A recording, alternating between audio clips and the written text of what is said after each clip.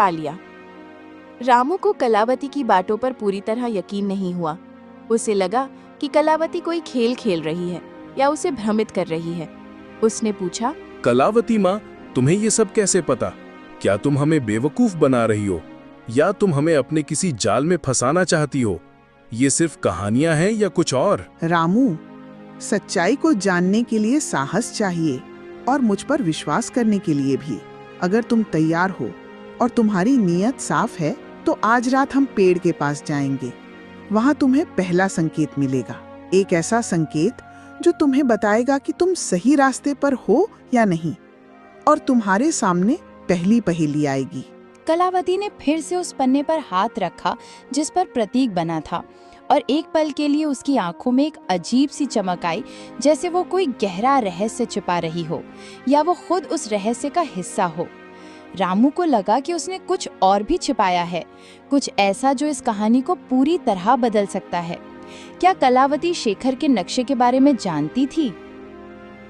कलावती की बातों में कितनी सच्चाई थी? क्या वो वाकई खजाना ढूंढने में मदद करना चाहती थी या उसका कोई और मकसद था? क्या वो कोई रहस्य छिपा रही थी, और अगर हाँ तो क्यों? क्या वो इस खजाने के बारे में पहले से जानती थी या वो इस पेड़ से जुड़ी किसी प्राचीन परंपरा का हिस्सा थी? शेखर का नक्शा कितना सही था? रामू, शेखर और कलावती ने रात को पेड़ के पास जाने की योजना बनाई। सूरज को इसकी भनक लग गई क्योंकि उसके जासूस पूरे गांव में फैले हुए थे जो उसे हर छोटी बड़ी खबर देते थे। वह चुपके से उनके पीछे चल दिया। उसकी नीयत खजाने पर थी और वह किसी भी कीमत पर उसे हासिल करना चाहता था, भले ही उसे किसी की जान लेनी पड़े। रात के अंधेरे में बरगद का पेड़ पहले से कहीं ज्यादा डरावना लग रहा था। उसकी विशाल जड़ें सांपों की तरह जमीन पर फैली हुई थीं, जो अंधेरे में और भी भयानक दिख रही थीं, और उसकी मोटी शाखाएं आसमान को छू रही थीं, जैसे वे डरावने हाथ हों जो उन्हें अपनी ओर खींच रहे हों या उन्हें फाड़ने को तैयार हों। हवा में साई साई की एक अजीब सी आवाज़ थी, जैसे पेड़ खुद कोई रहस्य फुसफुसा रहा हो या किसी अदृश्य आत्मा की कराह हो, और पेड़ की शाखाएं मानो जीवित होकर हिल रही थीं, जैसे वे उन्हें अंदर आने से रोकना चाहती हों या उन्हें चेतावनी दे रही हों। रामू का दिल जोर जोर से धड़क रहा था।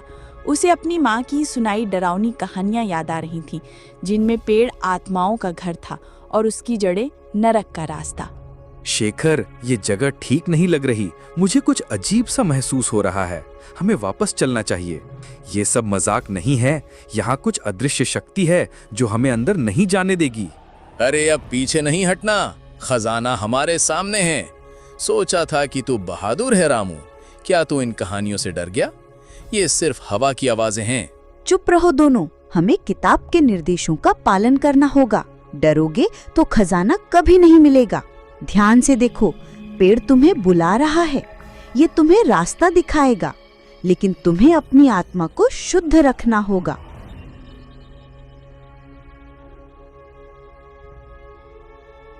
कलावती ने अपनी जीर्ण शीर्ण किताब खोली और एक पुराना जटिल मंत्र पढ़ा, जिसकी भाषा किसी को समझ नहीं आ रही थी, लेकिन उसकी गूंज दिल को कंपा रही थी।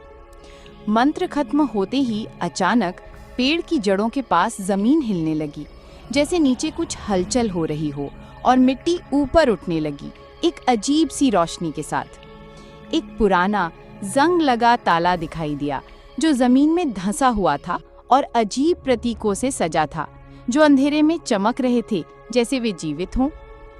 देखा रामू, मैंने कहा था ना, खजाना यही है। हम अमीर बनने वाले हैं। हम सब मुसीबतों से बाहर निकल जाएंगे। अब बस इसे खोलना है। इस ताले को खोलने के लिए 3 चीजें चाहिए: एक साहसी का खून, एक विश्वासी का आंसू और एक बलिदान। ये तीनों चीजें एक साथ पवित्र भावना से अर्पित की जानी चाहिए। कोई भी लालच या स्वार्थ इसे भंग कर देगा और खजाने के संरक्षक तुम्हें कभी माफ नहीं करेंगे। रामू ने साहस दिखाते हुए अपना हाथ काटा और खून की कुछ बूंदें ताले पर डाली। ताला हल्का सा चमक उठा और उस पर बने प्रतीक तेजी से जलने लगे, जैसे वे आग पकड़ रहे हों। शेखर ने अपनी माँ की याद में आंसू बहाए और ताले पर डाले। आंसू गिरते ही ताले से एक धीमी रहस्यमयी गूंज सुनाई दी, जैसे पेड़ खुद बोल रहा हो या कोई अदृश्य शक्ति जगा हो। लेकिन बलिदान का मतलब क्या था? कलावती ने अभी तक कोई संकेत नहीं दिया था। बलिदान का मतलब है कि तुम में से कोई अपनी सबसे कीमती चीज यहाँ छोड़ देगा। ये त्याग की निशानी होगी जो खजाने के देवता को संतुष्ट करेगी और तुम्हें उसकी कृपा मिलेगी। यह सिर्फ एक वस्तु नहीं, तुम्हारी आत्मा का अंश होगा। रामू ने अपनी माँ की दी हुई एक पुरानी चांदी की अंगूठी निकाली जो उसके लिए सबसे कीमती थी, उसकी माँ की आखिरी याद, और उसने कभी उसे खुद से दूर नहीं किया था। उसने आंखें बंद करके उसे ताले के पास रख दिया। उसके चेहरे पर दर्द और दृढ़ता थी। शेखर ने अपनी जेब से एक पुराना चमचमाता सिक्का निकाला जो उसके दादाजी का था। वो उसे देने में हिचकिचा रहा था, उसके हाथ कांप रहे थे। उसके चेहरे पर लालच साफ दिख रहा था, लेकिन खजाने की भूख ने उसे मजबूर किया। उसने भी उसे रख दिया। लेकिन कलावती ने कुछ नहीं दिया। कलावती माँ, तुमने बलिदान में कुछ क्यों नहीं दिया? तुमने हमें धोखा दिया है। ये कैसा बलिदान है? मेरा बलिदान मेरा समय है जो मैं तुम्हें दे रही हूँ, और मेरा ज्ञान जो मैं तुम्हें इस यात्रा में दे रही हूँ। तुम दोनों ने जो दिया वो तुम्हारे लिए कीमती था, मेरे लिए नहीं। मेरा बलिदान अलग है और तुम इसे अभी नहीं समझोगे। मेरा जीवन ही मेरा बलिदान है। रामू को शक हुआ, लेकिन तभी ताला एक तेज गड़गड़ाहट जैसी आवाज के साथ खुल गया, जैसे सदियों का रहस्य खुल रहा हो, और जमीन भी कांपने लगी। जमीन में एक गहरा अंधेरा गड्ढा दिखाई दिया, जिसमें एक चमकता हुआ पुराना संदूक रखा था। उसकी चमक इतनी तेज थी कि आंखें चौंधिया गईं, और उसमें से एक अजीब सी मीठी सुगंध आ रही थी जो मन को भ्रमित कर सकती थी। कलावती ने बलिदान नहीं दिया, लेकिन ताला खुल गया। क्या उसने मंत्र में कुछ छिपाया था, या उसके ज्ञान का दावा सिर्फ एक बहाना था? क्या वो इन दोनों को सिर्फ मोहरा बना रही थी, या वो इस खजाने से जुड़ी किसी और गुप्त योजना का हिस्सा थी? क्या उसके जीवन का बलिदान ही वो थी, या कोई और गहरा राज था? संदूक में क्या था? क्या ये वाकई खजाना था, या कोई और रहस्य, कोई जाल? क्या सूरज आ रहा था? क्या पेड़ ने कलावती को ये शक्ति दी थी कि वो बलिदान के बिना भी ताला खोल सके? तभी सूरज अचानक झाड़ियों से निकला। उसकी आंखों में लालच और जीत की चमक थी, जैसे उसने अपनी चाल में जीत हासिल कर ली हो। उसके पीछे उसके लठैत भी थे, जो हथियारों से लैस थे।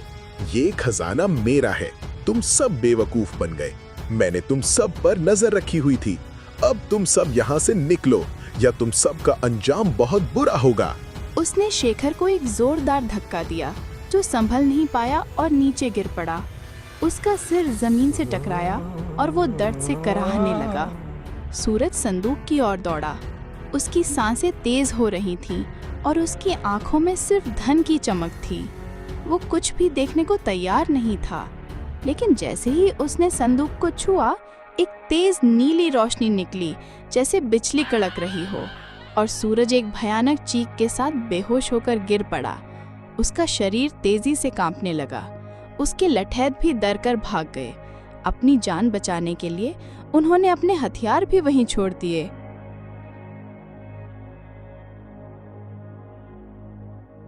ये क्या हुआ? ये संदूक तो शापित है। ये तो भूत प्रेतों का काम है। हमें यहाँ से भागना चाहिए, नहीं तो हम भी यहीं फंस जाएंगे। मैंने कहा था ना, खजाना केवल सच्चे दिल वाला पा सकता है। सूरज का लालच उसे ले डूबा। ये सिर्फ एक चेतावनी थी जो सच्चे खजाने की ओर इशारा कर रही थी। ये संदूक केवल अयोग्य लोगों को दूर रखता है और उन्हें सबक सिखाता है। रामू ने संदूक को छूने की कोशिश की, लेकिन कलावती ने उसे रोका। रुको रामू, ये संदूक असली खजाना नहीं है। ये सिर्फ एक रक्षक है जो अयोग्य लोगों को दूर रखता है। असली खजाना पेड़ की जड़ों में और भी गहराई में छिपा है। हमें एक और परीक्षा देनी होगी, एक ऐसी परीक्षा जो तुम्हारी आत्मा की गहराई को परख लेगी और तुम्हें अपने सबसे गहरे डर का सामना करना होगा। सूरज ने चुपके से पीछा किया और खजाने पर कब्जा करने की कोशिश की, लेकिन वह खुद धोखे का शिकार हो गया। यह संदूक सिर्फ एक जाल था, एक परीक्षण जो लालचियों को दूर रखता था और उन्हें एक गहरा सबक सिखाता था। असली खजाना क्या था? कलावती को ये सब कैसे पता था? क्या वो पेड़ की रक्षा करने वाली शक्ति का हिस्सा थी या वो खुद कोई गुप्त ज्ञान रखती थी? अगला परीक्षण क्या था और क्या रामू उसे पास कर पाएगा?